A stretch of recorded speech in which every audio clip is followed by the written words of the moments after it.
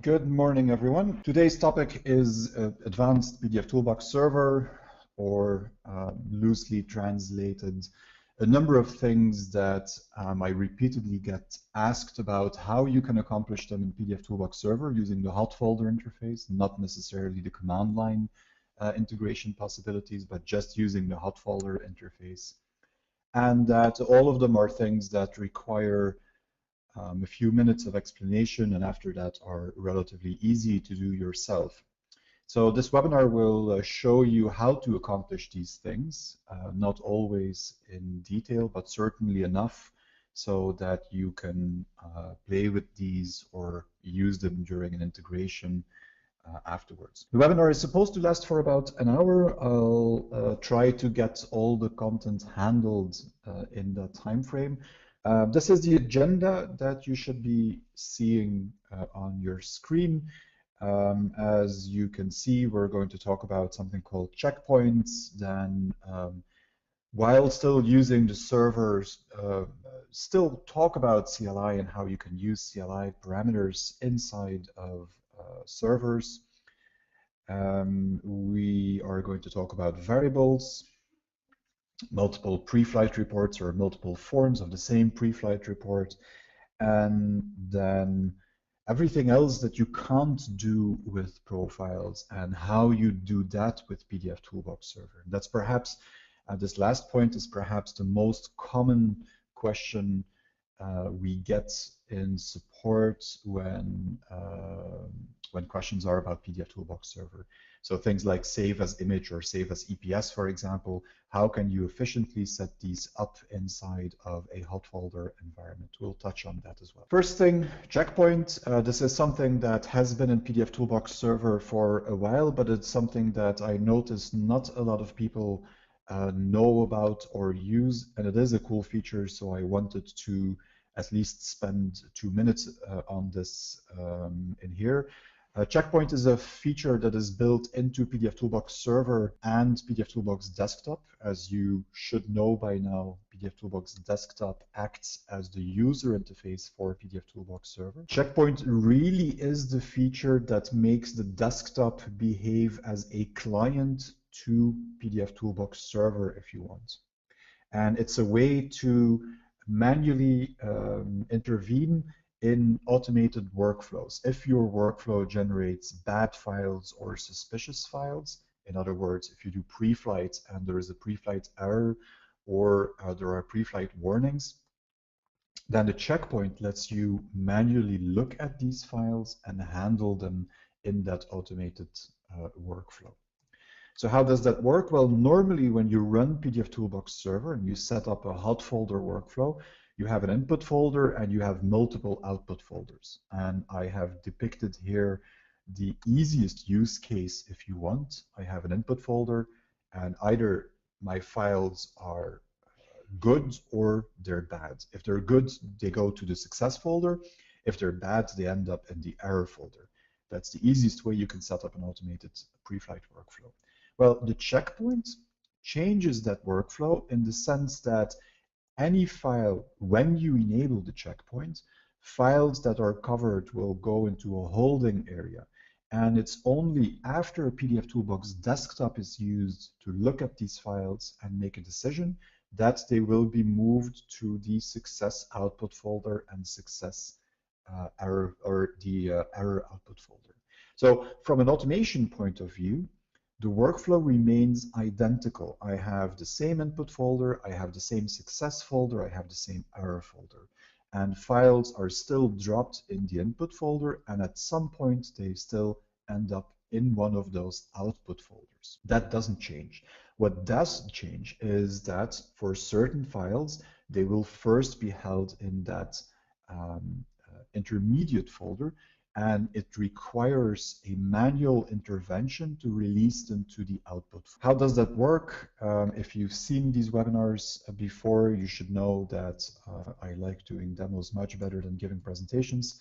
So let's go to pdfToolbox. Again, this is the desktop version of pdfToolbox, but what I've opened here is the server control panel, and I have a local server running with a very simple profile in here, a verify pdfX1A profile. Let's see what's in there. It's been set up to with an input folder, a success folder, and then an error folder. And what I'll do is switch on the checkbox for the checkpoint. And then I have to go to my hot folders for pdfToolbox. There we go.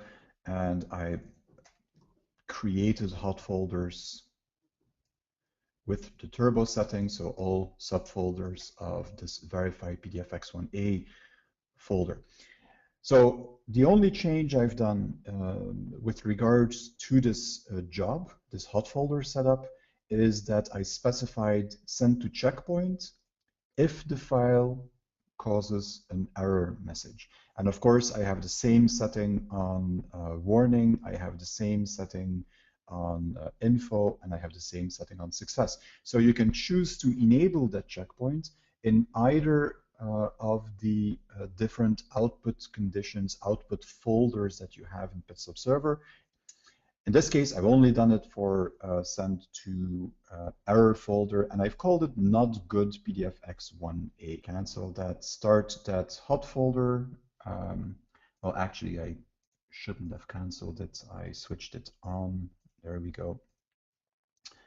And we'll enable that again. So my hot folder is running, and now what I need is an input file, and I'll just copy that into the input folder that I have here. We see that pdfToolbox server is picking that up, then the file disappears. Now, in normal conditions, this would be a bit of a problem because my file is gone, but because I set up the checkpoint, I know that it isn't a problem. This is actually the checkpoint feature that is being demonstrated. The file was pre-flighted. It caused an error message during pre-flight, and because the checkpoint is enabled, it's now moved to that intermediate folder, that cache folder that pdfToolbox keeps in the background. And I have this other menu item here, server checkpoint files. If I go to that, you can now see that I have a list of files in there. So again, pdfToolbox desktop here is acting as the user interface for pdfToolbox server, but in this case, it's also acting as a client. I'm connected to the server, and it now shows me all of the files that had problems and that I have to take a manual decision for. If I double click on one of the items, I see more information about that file. You can see that it caused an error here. You can see the number of errors, how long it took to process it. And I can look at the report, for example. I opted to use the new pdfToolbox 7 template report. And well, this is the full report that was generated. So this already gives me a first look at what potentially is wrong with this document. I can also look at the original file that was pre-flighted, and while I have that open, this is my my prediction for what our national team will do. As you can see, we did well yesterday, but there is much better to come. This is the original file that I pre-flighted. Instead of looking at it in this separate window here, I can choose something else. I can choose checkout. Checkout means copy that file from the server. Let me make this a little smaller again and put it aside. So checkout means copy that file from the server and to my desktop. And it simply opens inside of pdfToolbox desktop. That means that I can now use all of the tools in desktop to handle this particular file. And when I'm done doing that, I can go back and say check in. And when I check in, I get to decide for that document to which output folder I want to move it. And so if I look at the error messages, or if I look at the document itself with all of the tools in pdfToolbox desktop, and I decide that this file is actually good for production, then I can decide to move it to the success output folder. The file is closed in pdfToolbox desktop. on the server ends up in the success output folder.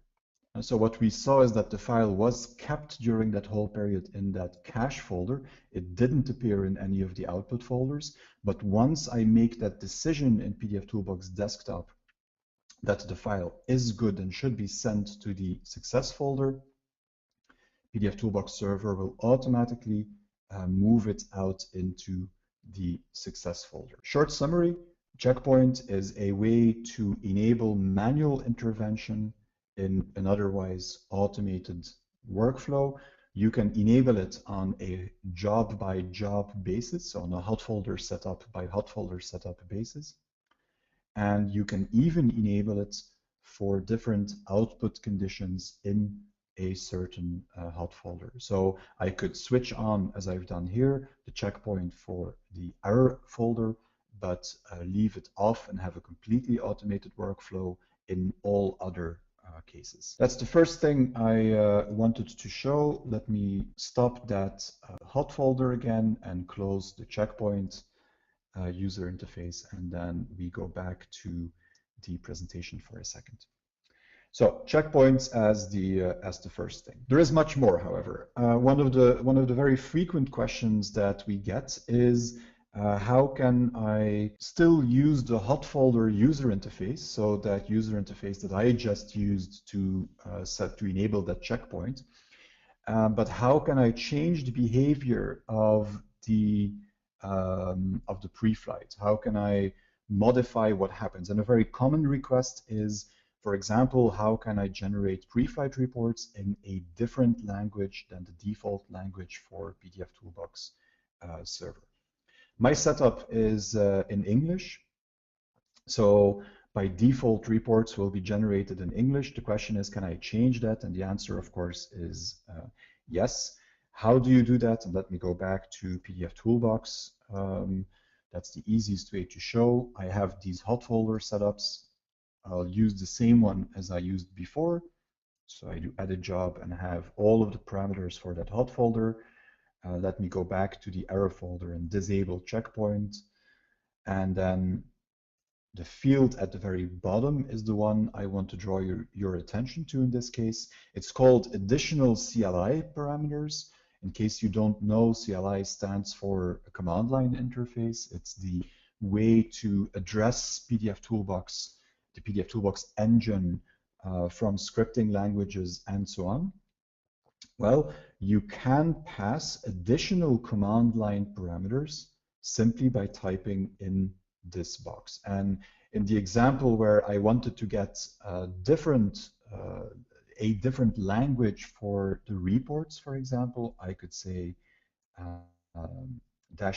--language equals, and I happen to know that FR stands for French, for example. So if I add this to the additional command line parameters field and I activate the job again, let me throw away what we had, put the file in the input folder again, and what we'll see is that pdfToolbox server picks it up, and this time it should be putting it in the error folder.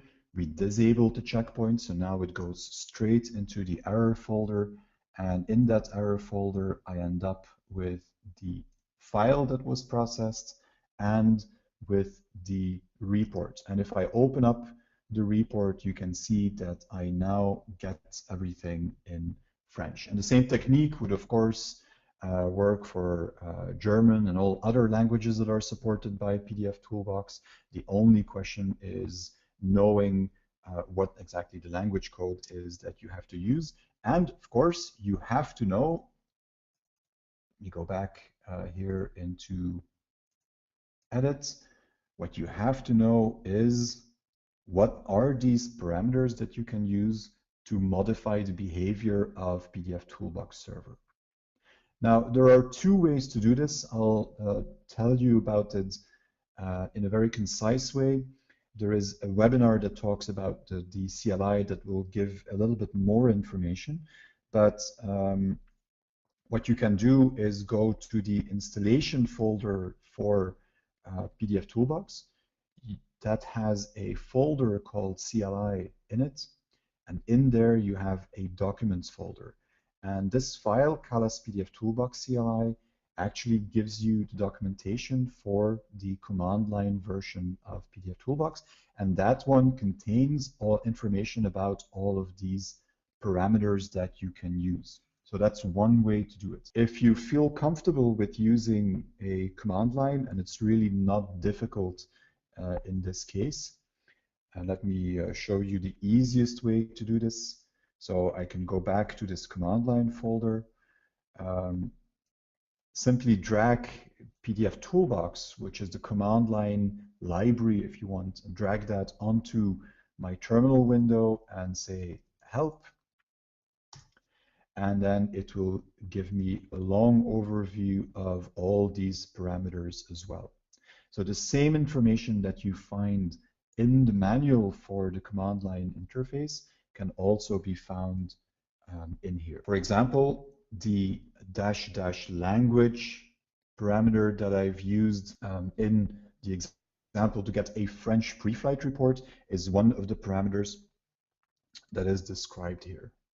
Right, so this is also a very quick way to get an idea of what are the kind of things that are supported by that CLI interface, and then the only thing you have to do is add these. If you add multiple, you have to put a space in between them, and you can add as many command line parameters as you want to modify the behavior of the pre-flight engine. Sometimes there are some caveats that come with that. You might have to experiment a little bit, but in general, this is a very easy way to modify what happens inside of pdfToolbox server. So what kind of things could you accomplish with this? Let me go back to the presentation. I made a list of some of these things. Well, first of all, you have that language setting that is a very common request that is available as I've already shown. The certify parameter will allow you to add a pre-flight certificate to the files that are pre-flighted. This is a protection to know that a file is indeed pre-flighted. It will add metadata to the file, and it will add a checksum to the file to make sure that it's not edited after it has been pre-flighted. So you can use that feature by simply adding -- certify. There are two very important, or potentially very important parameters that you can use here as well to limit the amount of reporting that is done. Normally, when you pre-flight with pdfToolbox server, each error message that is generated, or each object that causes an error message, will have information logged to the report. And if you have a long document with a lot of errors in it, for example, because each character in the document is seen as a separate object, that can be the case with some PDF files, well, you might get very, very big reports, and it might take a very long time to generate those reports. This hits per page and hits per doc parameter allows you to limit how many errors are going to be reported. If I set hits per page to 10 and hits per doc to 100, then that means that per page, at the maximum, I'm going to get information about 10 objects that cause an error, per document at the maximum about 100 objects. And that will make sure that the pre-flight report is a lot smaller, and processing creation of the pre-flight report is a lot faster as well. How do you use this? Let me take this one as an example to quickly show that as well. Well, of course, again, you go back to edit job. That edit job has that command line parameter. I'll remove the language setting. And what we want to do in this case is hits per page. You'll see that the syntax is actually quite simple. It's just a parameter, an equal sign, and then whatever value you want to set. And I could let that follow with a space and then hits per doc, and then the same, and there we go. So this would be that implementation with maximum 10 errors per page, 100 errors per document itself. So all of these things are very, very similar. Once you've looked up how to do this for one of them, it's actually exactly the same for all of the other parameters. So limiting the amount of information that is written to a pre-flight report is where we left off. There is one that is called analyze, and that will actually limit processing to only the checking parts of a profile. So if I have a profile that contains checks and fix-ups, then if I specify analyze, only the checking part will be done. The file will not be modified or saved somewhere else. The original, the input file, is not touched in that case. Being able to set these parameters can also be very important when you are converting files to PDF. By default, pdfToolbox will automatically convert any file format that is supported to PDF as part of the processing of a hot folder. So if I have this hot folder the way it is set up here, and I would drop a PostScript file into the input folder, then that PostScript file would automatically be converted into PDF, and then the Preflight profile that I specified in the hot folder is used to process that PDF file. Now, if I don't do anything special, then default settings will be used, and usually that's not what you want. Usually you want to be able to specify exactly how that conversion is going to happen. Well, to PDF setting, that variable is an example of how you influence that conversion. And in this case, I would specify in this command line parameter box, I would say to PDF setting equals, and then perhaps in between quotes, I would have the full path and file name of the PDF settings that I want to use to do the conversion. In that case, again, the behavior is modified in the sense that PostScript files will still be converted when they come into an input folder, but now they will be converted with whatever PDF settings I have created and have passed to pdfToolbox in this setting. Of course, don't forget that this should be the path to the PDF settings that you want. So again, a very easy thing to do, but something that is very useful when you want to set up pdfToolbox server with this conversion to PDF, and you want to very finely control how that conversion is going to happen. There is a bunch of other parameters that have to do with converting to PDF.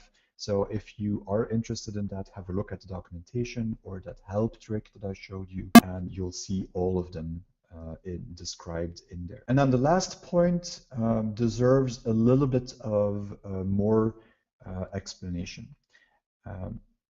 There is a parameter that is called setVariable, and that allows you to add dynamic behavior to profiles. If you have not used this before, I would encourage you to at least check out what the possibilities are. And what I'll do here is I'll use the opportunity to very, very briefly show you how this would work. And to do that, I have to go to the profiles window, and in the profiles window, I've opened up the list of checks, and that's the middle button here in that profiles window. So I have a check here that is called detect objects using a Pantone, or detect objects using Coca-Cola Red. It's the same thing. Both of these are checks that will check whether the file contains objects with that specific spot color. So it's a check on the usage of a particularly named spot color. But what you can see is that where most of these checks don't have these 3 black dots in front of them, these 2 checks and actually these 3 checks that I have here have a black ellipsis, those 3 dots in front of their name. The reason for that is that this is a variable check. And so if I open that up in the user interface for the check, then this particular check looks only at objects that use a spot color, and then they look for objects where the spot color name equals and then I have this weird expression instead of simply the name of the spot color. Well, that weird expression here is created by clicking the variable button, that's that orange button, and in that variable button, or in that variable dialog window, I enter a label that's not used when you are using pdfToolbox Server. It's only in a manual and workflow that is going to be used. The most important bit when we talk about pdfToolbox Server is the default value and the internal name for that variable. And I'm going to copy this one because I'll need it afterwards. The internal name is how you can set this variable. For example, in the hot folder interface in pdfToolbox Server. So that's what we'll use with that set variable parameter that I pass to pdfToolbox Server. And the default value is the value that is used by the check if I don't specify anything. I've set up a variable in this check, and what I could do now is save that check into a profile and specify that profile in my hot folder setup. If I do that and I run the profile without specifying anything else, the additional CLI parameters is empty. Well, in that case, the default value of that variable check is going to be used, and so my check is going to check the existence of Coca-Cola Red.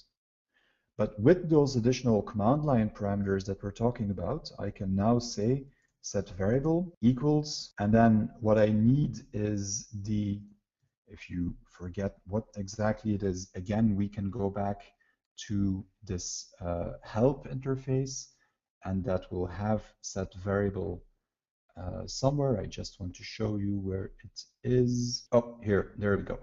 So if you use the help command inside of pdfToolbox Server, then it tells you that it wants set variable, and then the key that is that internal name that I talked about, and the value is, of course, what you want to check for in this particular case.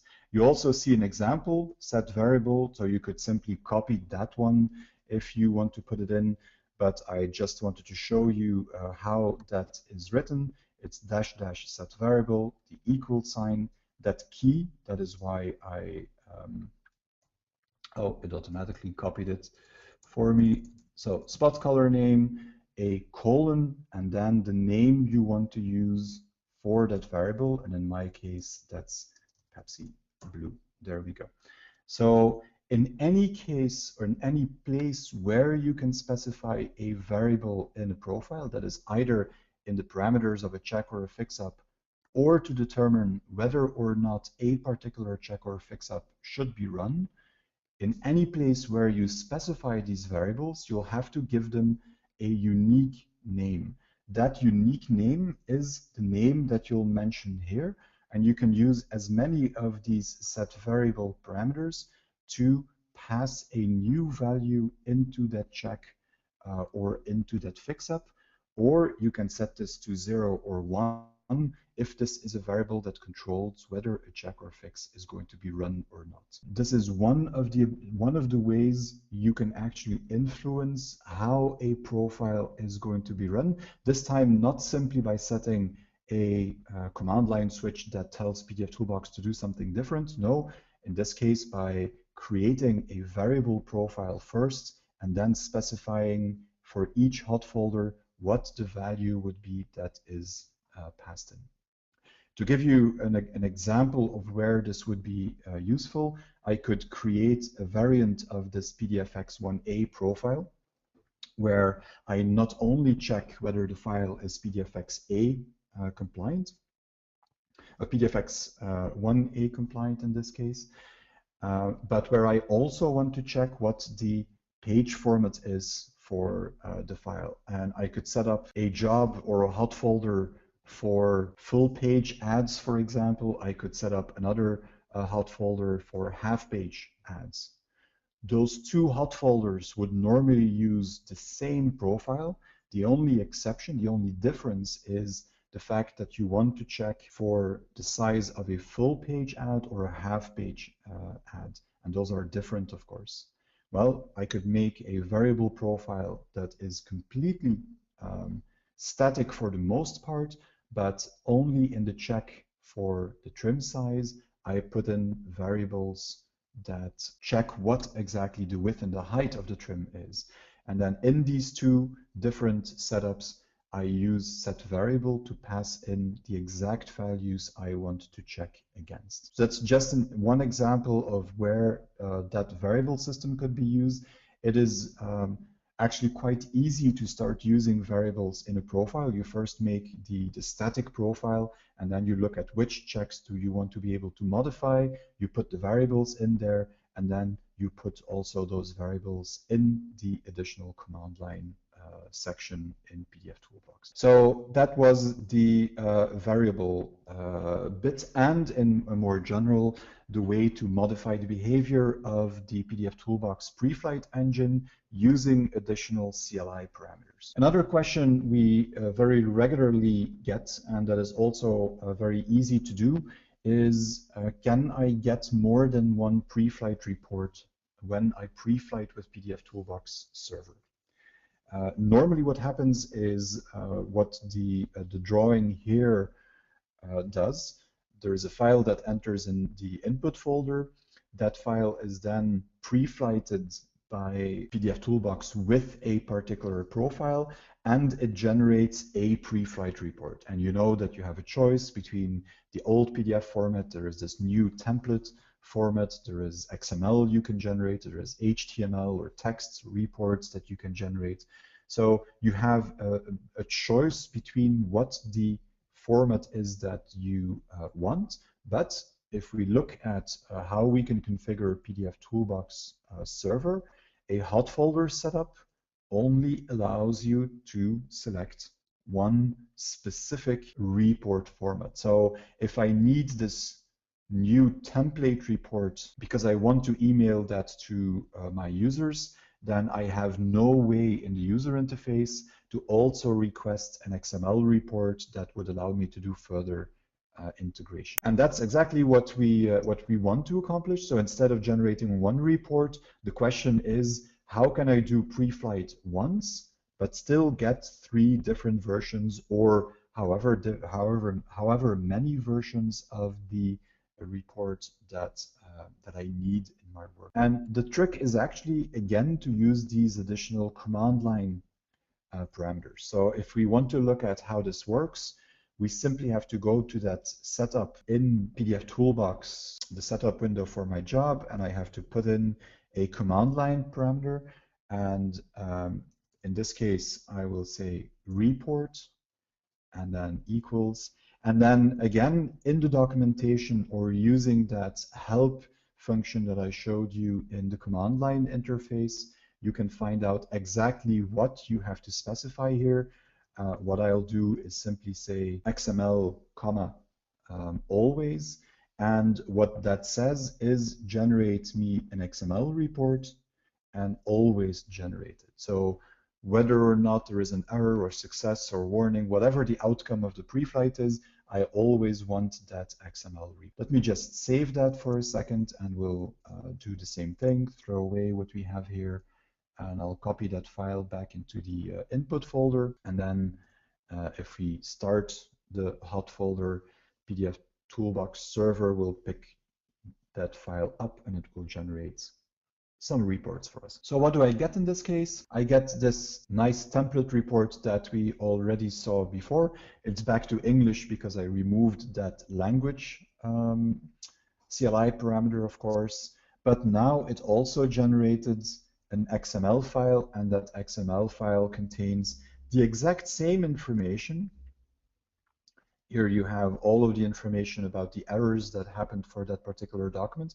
So it's the exact same information, but now only in XML format. Using that command line parameter, so using this report and then the type of report and when and potentially options for the report, I can request as many reports as I want. So I can have this followed by another report parameter and then say template, and in that case I have the path to the template I want to use, and I could also say always. So again, in order to find out exactly what the options are that you can use and what the syntax is, you'll have to look at the documentation for the command line, or you'll have to look at that help facility, but this will in essence allow you to specify as many reports as you different formats of reports as you want, and it will generate these reports on top of the report that is already selected in the user interface. So fairly easy, and that solves one of the limitations that people sometimes run into.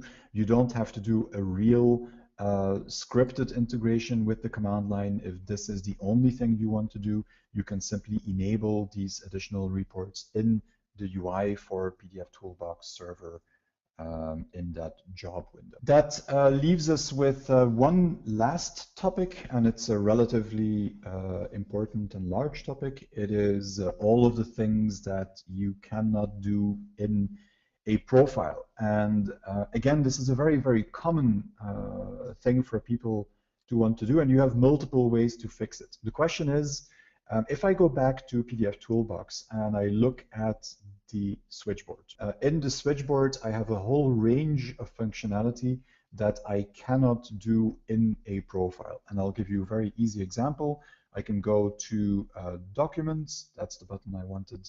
And in Documents, I can say Image Export, and this will allow me to save one image per page in the input document, in the PDF document. There is no easy way in a profile, to specify this functionality. And because pdfToolbox server executes profiles, you could wonder how you can put this stuff inside of an automated workflow. There are several ways of doing it, and I'll show you all three of them.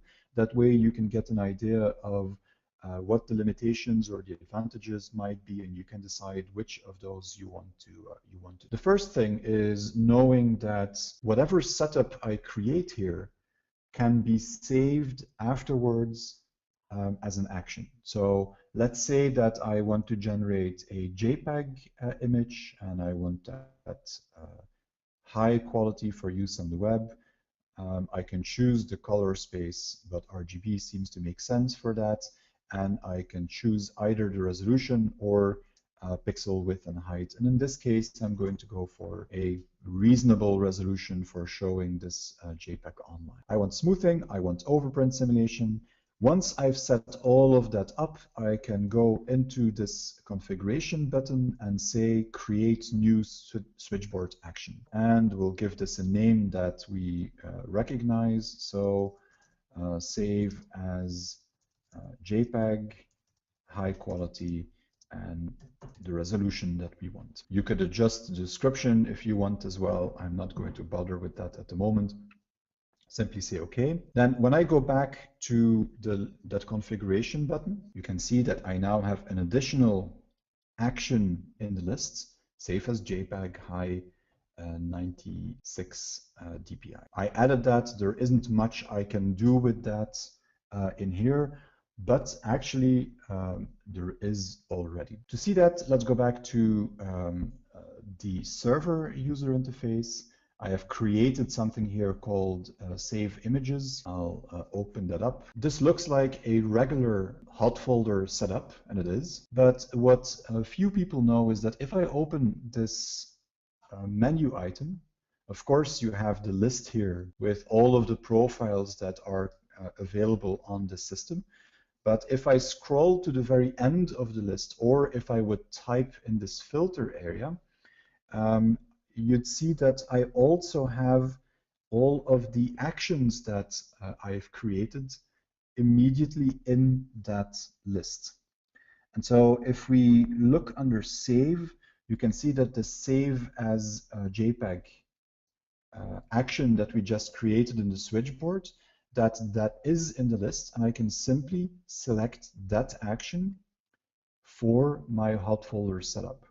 What this means is that instead of executing a profile, in this case, this hot folder setup will execute that action that we created in the switchboard. And so if I simply OK this, and then I would put I believe it's in here, I put a file into the input folder for the save images job, and I switch on that job in pdfToolbox, then it will now not execute a profile, but it gives me an image per page in the output folder. And because this is only a one-page document, I now have a JPEG image at the resolution that I specified in the switchboard for that first page in the document.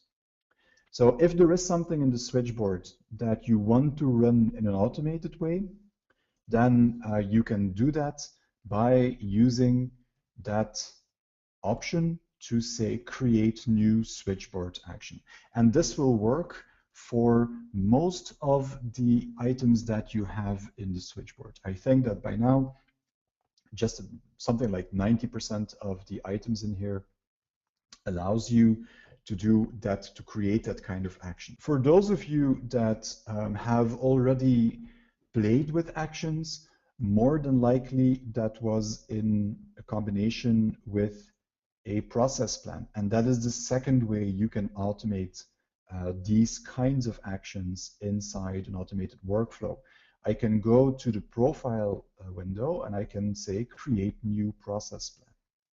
And in that process plan, I also have the ability to add an action, and that shows me the exact same list of actions. So here as well, I can simply select this save as JPEG action again.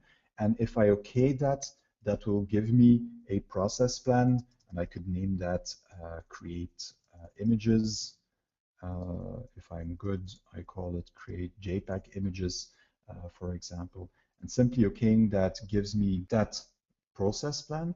And because a process plan is handled in exactly the same way as a profile, I can go into edit job, and again in that pull down menu you'll actually see all of the process plans in here as well. Again, you can go into the list and scroll to find it, or you could simply filter the list and it would show up in that case as well. So I have here the process plan that I just created, and now this process plan will be executed and the result will be, in this case, the same. I get images per page of the document. The advantage of a process plan, of course, is that in a process plan you can combine multiple steps. That's why it was invented.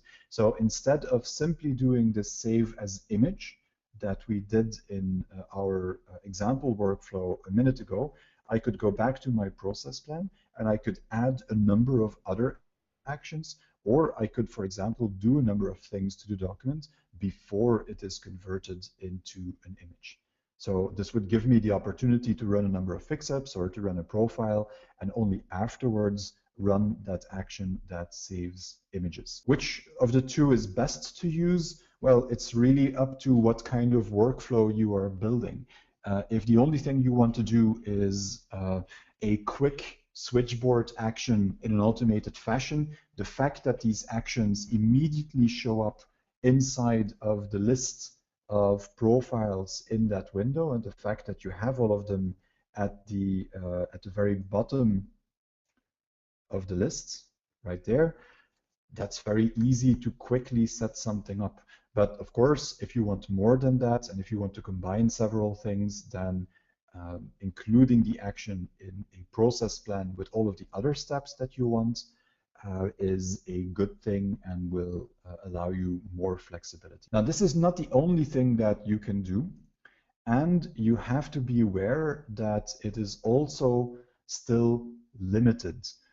If I look again at the switchboard, so here, and have a look at this user interface, you have some options. I can check, or I can choose the file format that I want. I can choose the color space and resolution and some of the other options. But in fact, pdfToolbox is capable of setting many more options when it saves out images. and these cannot be controlled through an action, whether it's run alone or through a process plan. You don't have the ability to set that up inside of an automated workflow with an action.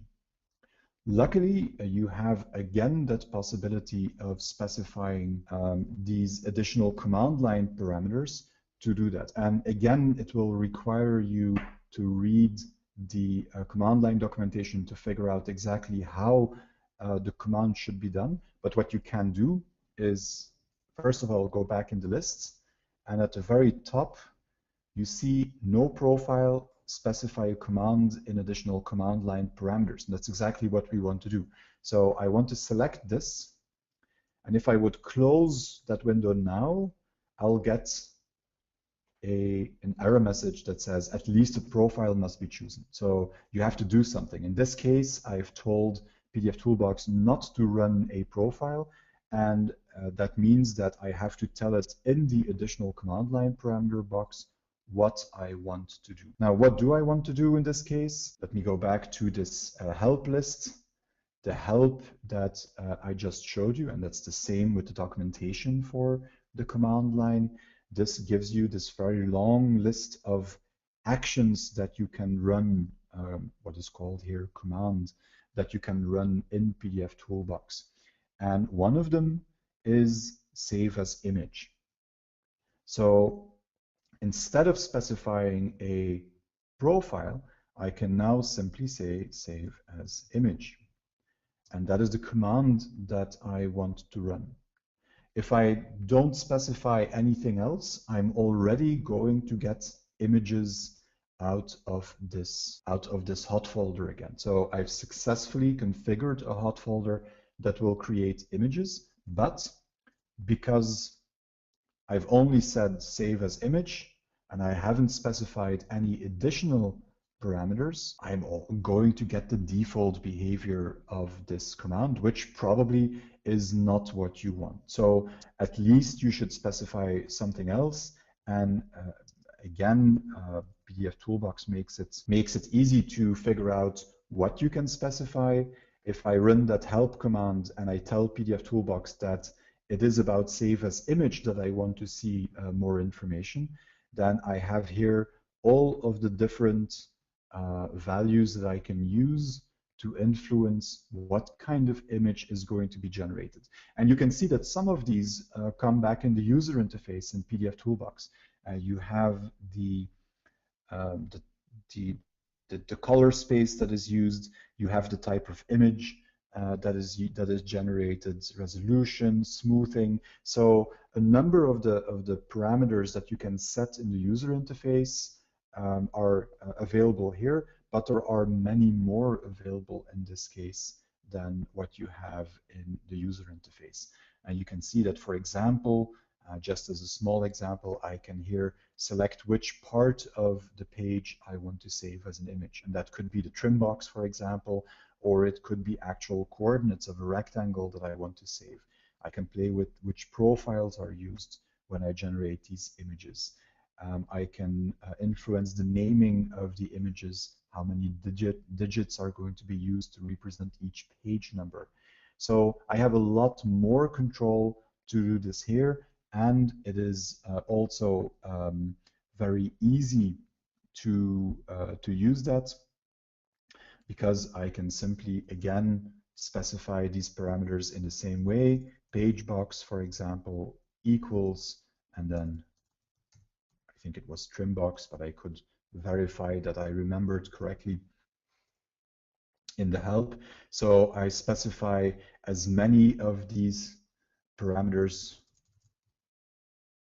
as I want right on the command line, and that would give me full control over what happens. For some of the actions in the switchboard, this is not really necessary because the action is so simple and there isn't that much that you can configure additionally.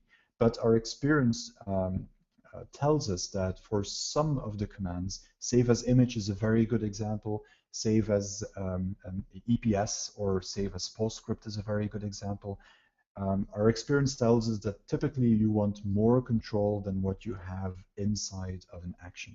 And to have that control, go into the setup of your hot folder, switch this pull down menu here to no profile. And once you do that, you can specify a command here in that box for additional command line parameters. And with the command, you can specify as many parameters that will modify the command as you want.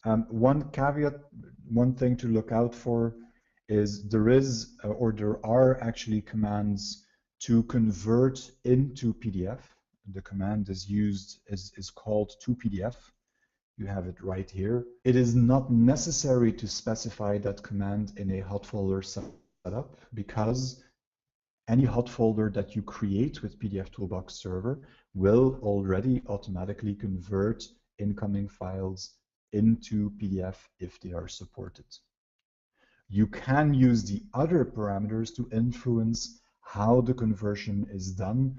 Simply do not specify to PDF as a command in that case. And second thing to look out for is, again, if I have that save as image example that we used before, pdfToolbox will execute either a profile or a command. So don't try to combine a profile with a command. You'll get an error message that will not work. If you have to run a profile first and then you want to do some kind of action, or in the other order, then create a process plan, insert whatever profile checks and fixes you need inside of that process plan, and insert one or more actions in that process plan as well. And that way it will work, and it will do the combination of these different things. Okay, that is exactly 1 hour. So let me quickly go back to the agenda and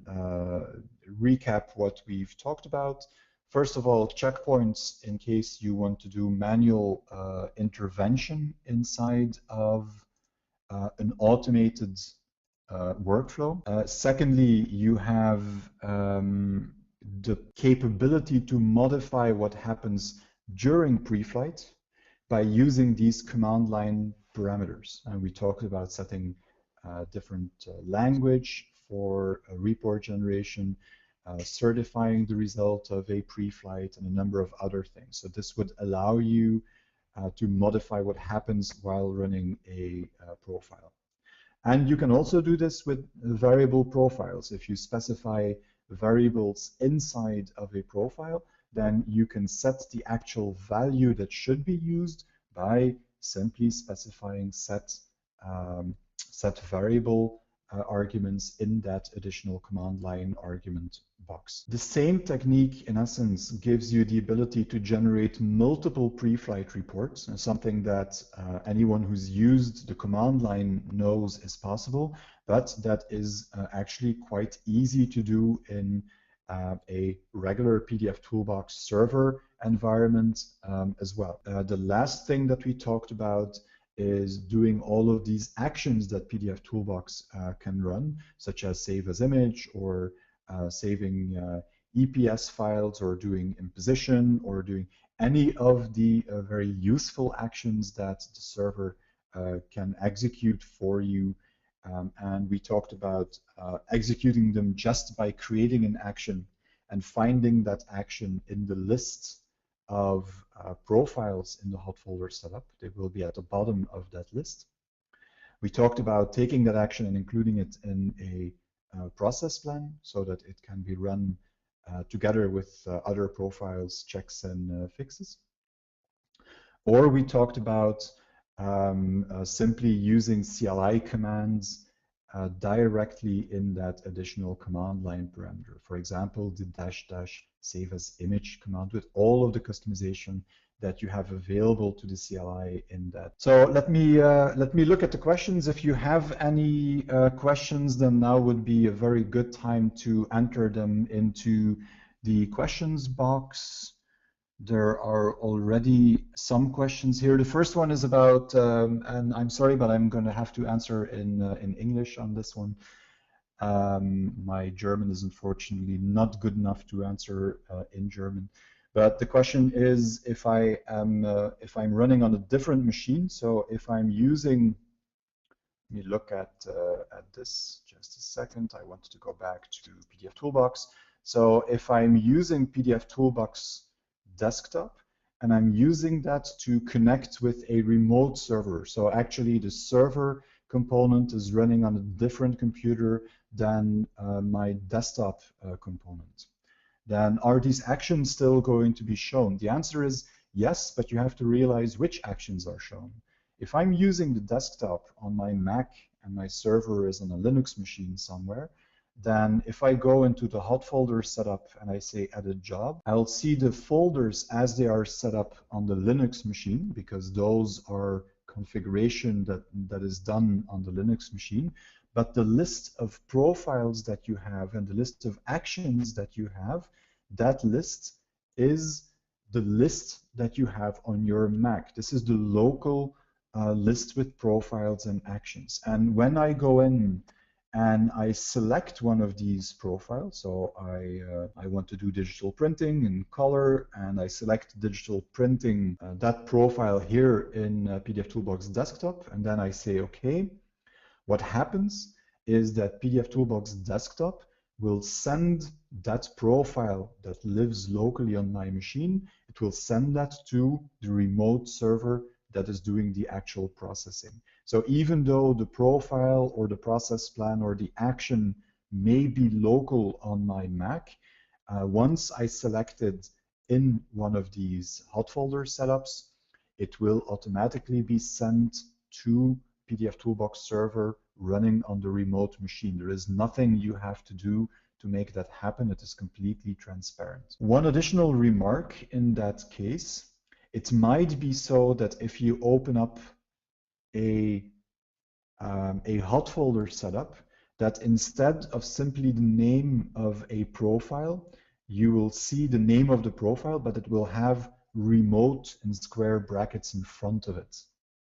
And that's the same reason. If pdfToolbox server is configured with a profile and I don't have that profile on my local machine, then it will show this remote logo or string in front of it to make it very clear that this is a profile that only exists on the remote machine. And then, of course, I could still get that profile back to my machine if I need to do editing. But again, that's a consequence of the fact that the desktop and the server might actually be running on different machines. But the list of profiles and the list of actions that you see here is always the list that you have on your local machine. That's where you create them, where you test them, and then you add them to the hot folder setup. Jan, you entered what you said yourself is a bit of a specialized question. What I would suggest is that rather than me trying to understand what exactly you want to do here and make everyone wait, that you send us a short email and that we handle that offline, because it looks like you're asking for what exactly with what fix-up could I do this the best. Just send a short email to support@kalassoftware.com or support@4ps.com, and we'll handle that with pleasure. Is there an automatic way to move the setup from one machine to another or to upgrade between different versions? Octavio, unfortunately, there is not at this point. pdfToolbox server stores all of its information into a system folder, of course, into a preference folder if you want, and you could pick up that folder and copy it, but then the environment would have to be exactly identical between the two machines to make this work. In general, because of the changes that have happened in 5, 6, and 7, this was a little bit of a transitionary period. I'm afraid from an architectural point of view, there is no automated way to upgrade an installation from 6 to 7 or from 5 to 7. That is something that we have on the list to look at for the next major release of pdfToolbox. We fully realize that it's not always easy to have to do this manually, but at the moment, that's, I'm afraid, the only thing you really can do. And also a very specific question, but it's easier to answer because the answer is no. So I'll quickly answer that here. Your question was, I want to extract text from an untagged PDF. Would the extracted text be in correct logical order? The answer is no. It might be. It will probably depend on the document. pdfToolbox is actually capable of extracting text and information about text, and I've used that capability before. You can see an example of the kind of things that you can get. For example, if you go in the switchboard and you go to Document, there is something called Content Export that will export either plain text or XML for all of the text. And it will also export where on the page that text appears. And we've used that in a number of projects. It's actually quite reliable, but you cannot count on the fact that it will correctly export everything in logical reading order. It's simply not the case because PDFs can be constructed in so many different ways. And because in the general case, PDF doesn't support the concept of paragraphs or columns or even lines and words. That's simply something that is not interesting to a general PDF file. It's only the visual representation that it's concerned about. That changes if you look at tagged PDF files, as you undoubtedly know. But in the general use case, you're looking at text extraction using an engine that will guess what is happening in the PDF. So the result might be good or it might not be good. You really have to experiment with that, I'm afraid. Okay, I think that answers all of the questions I see here that weren't answered yet. Thank you once more for attending one of these webinars. If you have specific other questions, like I said, send an email to support@kallasoftware.com or support@4ps.com. That enters up in our tracking system, and we'll get you an answer specifically for your files or your situation. Always try to give us as much information as possible. If you ask a question like that, that typically helps a lot. If you have any specific topics that you would like to see a webinar about, we are always open and willing to organize extra webinars. So just send us a mail again, and we will look into that. Thank you. Have a great day.